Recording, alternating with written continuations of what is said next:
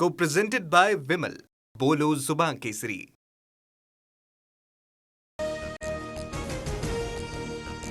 महिला आरक्षण विधेयकाच्या समर्थनार्थ मुंबईत आज महायुतीचा जनाक्रोश.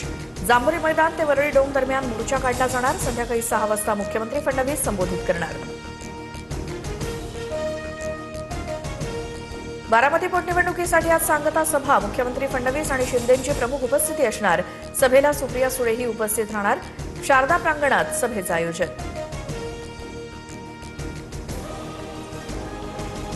खरातच्या प्रॉपर्टीवर ईडीची तात्पुरती टाच येणार. सूत्रांची माहिती. संशयित व्यवहारांमुळे खरातची कोट्यवधींची संपत्ती अडचणीत. बोगस गुंतवणूक, फसवणूक आणि मनी लॉन्ड्रिंगबाबत तपास सुरू.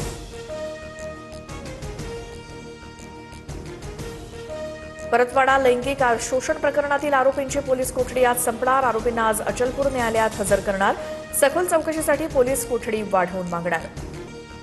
टीसीएस कंपनीतील धर्मांतरण आणि लैंगिक अत्याचार प्रकरणी आरोपी निदा खानच्या अटकपूर्व जामिनावरील सुनावणी पुढे ढकलली.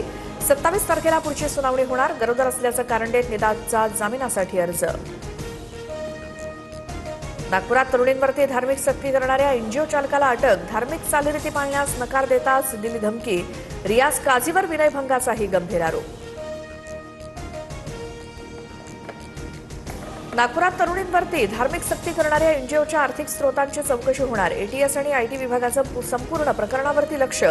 आरोपी रियाज काझीसह माजी कर्मचाऱ्यांची ही चौकशी. डोंबिवली लोकल अपघात प्रकरणी चौकशी समिती नियुक्त. मध्य रेल्वेकडून 4 वरिष्ठ अधिकाऱ्यांची चौकशी समिती स्थापन. अहवाल आल्यानंतर कारवाई होणार.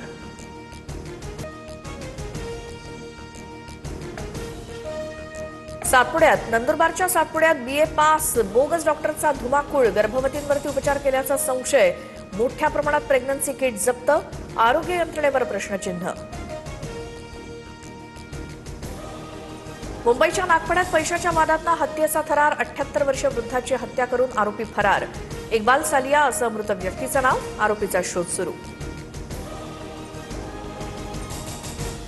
मराठवाड्यात पावसाचा आजपासून पुढचे 2 दिवस येलो अलर्ट. वादळी वारा आणि अवकाळी पावसासह गारपिटीची शक्यता. नांदेड, परभणी, हिंगोली जिल्ह्यात पावसाची हजेरी. हवामान विभागाच्या इशाऱ्यामुळे शेतकऱ्यांचं टेन्शन. Co-presented by Vimal. बोलो जुबान केसरी.